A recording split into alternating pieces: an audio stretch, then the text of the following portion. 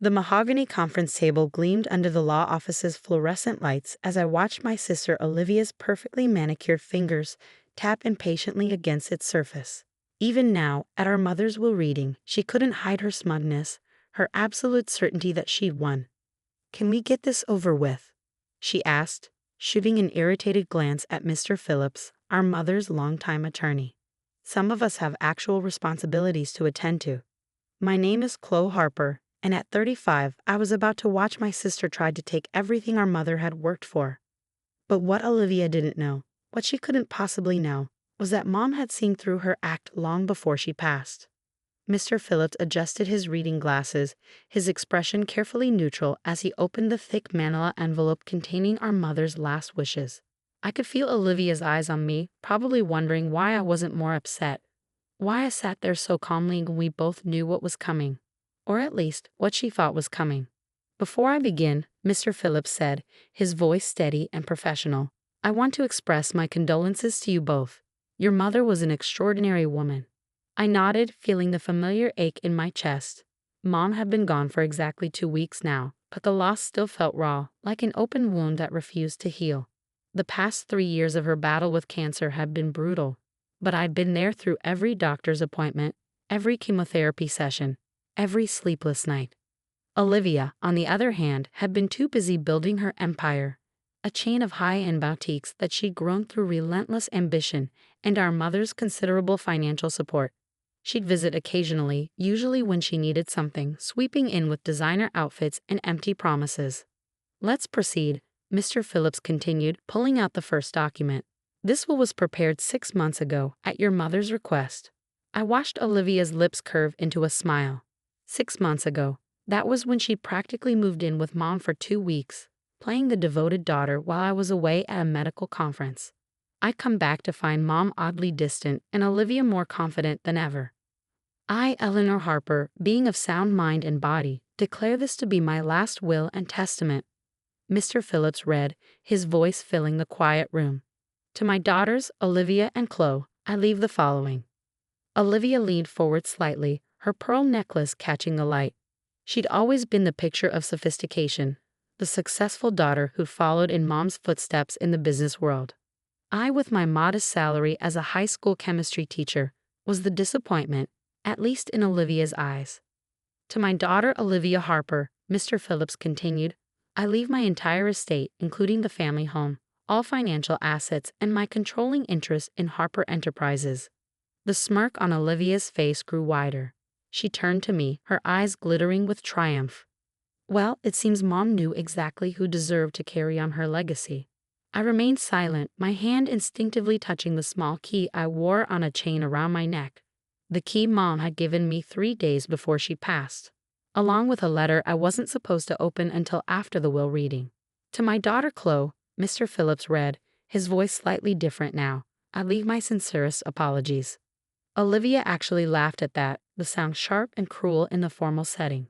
"Oh, Chloe," she said, shaking her head with mock sympathy. "Always the afterthought. But really, what did you expect? Running off to teach high school chemistry when you could have joined the family business? Mom knew you'd just waste anything she left you." Mr. Phillips cleared his throat, clearly uncomfortable with Olivia's behavior. "There are some additional documents to sign," he said, pulling out more papers. "Standard legal forms to transfer the assets." As Olivia eagerly reached for the papers, I thought back to that last private moment with Mom. She'd been so weak, but her eyes were clear and focused as she pressed the small key into my palm. "Keep this safe," she'd whispered, her voice barely audible. "And remember, Chloe, things aren't always what they seem. You were always the one who could see the whole picture, who could understand that sometimes the most important reactions take time to develop." It was exactly the kind of thing Mom would say to me. She'd always appreciated how I could break down complex problems, see the underlying patterns. It was what made me a good teacher, and what had made Mom such a brilliant businesswoman before Olivia's influence had changed everything. "Chloe?" Mr. Phillips's voice pulled me back to the present. "I need your signature as well, acknowledging that you've been present for the reading." I signed where he indicated, ignoring Olivia's triumphant expression. She was practically glowing as she gathered her designer handbag and stood up. "Well, this has been lovely," she said, smoothing her silk blouse. I'll have my assistant contact you about transferring everything to my name. Chloe, I trust you'll have your things out of the house by the end of the week. I looked at her then, really looked at my sister. The woman who'd spent years manipulating our mother, who convinced herself that she deserved everything simply because she wanted it more. Don't worry, Olivia, I said quietly. Everything will work out exactly as it should.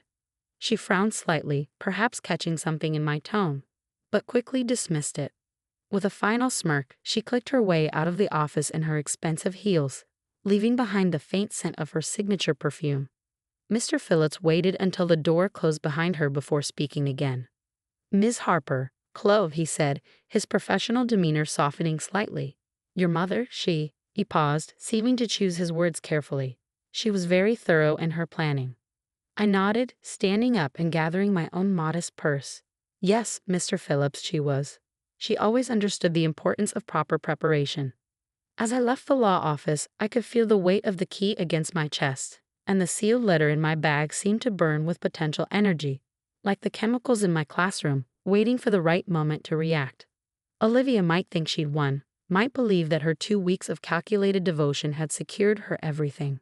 But what she didn't understand, what she'd never understood, was that Mom had always played the long game.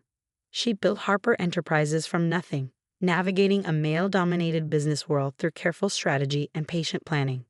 I got into my car, an old Honda that Olivia loved to mock, and pulled out the envelope Mom had given me. The paper was thick, expensive, the kind Mom used for only the most important documents. Across the front, in her elegant handwriting, were instructions. To be opened after the will reading. Trust the process, Chloe.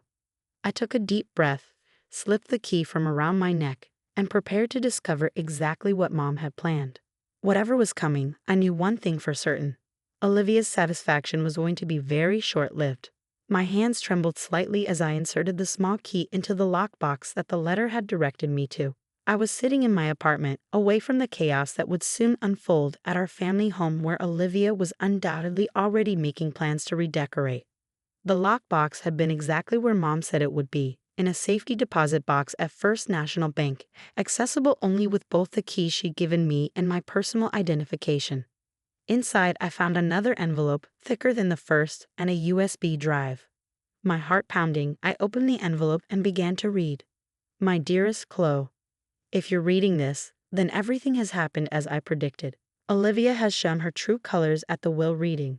And you, my patient, brilliant daughter, have kept your composure just as I knew you would. What your sister never understood was that business isn't just about aggressive tactics and immediate gains. Sometimes the most powerful moves are the ones that unfold slowly, deliberately, like the chemical reactions you love to teach your students about. 3 years ago, when I was first diagnosed with cancer, I began to see Olivia for who she truly was. The constant demands for money, the manipulation, the way she tried to isolate me from you. It all became clear. But I needed proof that would stand up in court and show everyone exactly what she had done. I paused in my reading, remembering those early days of Mom's diagnosis. How Olivia had suddenly become more interested in the business, how she'd started suggesting that Mom needed rest whenever I came to visit. Continuing to read, my eyes widened. The USB drive contains everything: security camera footage from my home office showing Olivia stealing documents, recorded conversations where she threatened employees to falsify reports, and most importantly, proof that she embezzled over $5 million from Harper Enterprises through a series of fake consulting companies she set up. But the most damning evidence is of what she did 6 months ago. The will she thinks is valid, the one Mr. Phillips read today. It's a fake. Olivia broke into my home office when she thought I was sleeping and replaced my real will with a forged version. What she doesn't know is that I had cameras installed everywhere after the first time I caught her snooping. My hand flew to my mouth as the implications hit me. Mom had known. She'd known all along what Olivia was doing, and she'd let it happen, gathering evidence while Olivia dug herself deeper. The real will, along with all the evidence, has already been sent to the district attorney's office. By the time you read this, they will have already begun their investigation. Mr. Phillips has his own copy as well, with instructions to file it with the court today, immediately after the reading of the fake will. You see, Chloe, I needed Olivia to show her hand completely, to stand there in that office and reveal her true nature, to gloat and threaten you, all while being recorded. The security cameras in Mr. Phillips's office caught everything. Another detail your sister never considered. I sat back, stunned by the intricacy of Mom's plan. It was exactly like her, methodical and thorough, leaving nothing to chance. The real will, my true last wishes, are very different. Harper Enterprises, the house, everything, it all goes to you, Chloe. Not because you're the good daughter or because Olivia is the bad one, but because you understand what it means to build something meaningful, to care for others more than yourself. But more importantly, you're the only one who can fix what Olivia has broken. The employees she's threatened, the contracts she's compromised, the relationships she's damaged. They need someone who can see the bigger picture and make things right. I know this isn't the life you planned. You love teaching and you're wonderful at it. That's why I've also set up a foundation in your name, the Harper Education Initiative. 20% of Harper Enterprises' annual profits will go directly to supporting STEM education in underfunded schools. You can continue teaching if you wish, but now you'll have the resources to help even more students discover their passion for science.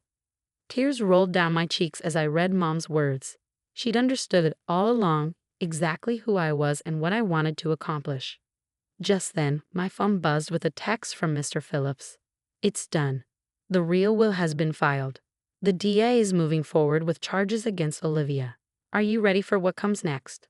Before I could respond, another text came through, this one from Olivia. What did you do? The police are at my house with a search warrant. Fix this now.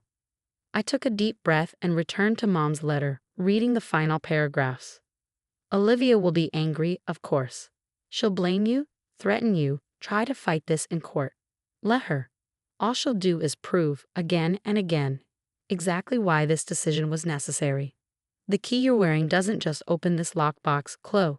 It's the key to my private office at Harper Enterprises, the real one, not the formal one where I held meetings. Inside, you'll find everything you need to understand the company, including files on every project, every employee, and every decision I've made over the past 30 years. I'm so sorry for all the pain this might cause you. Having to watch your sister destroy herself isn't easy, I know. But sometimes love means letting people face the consequences of their actions. Maybe someday this will be what Olivia needs to change. Remember what I always told you about chemical reactions? The most important ones don't happen instantly. They take time, but when they do, they change everything.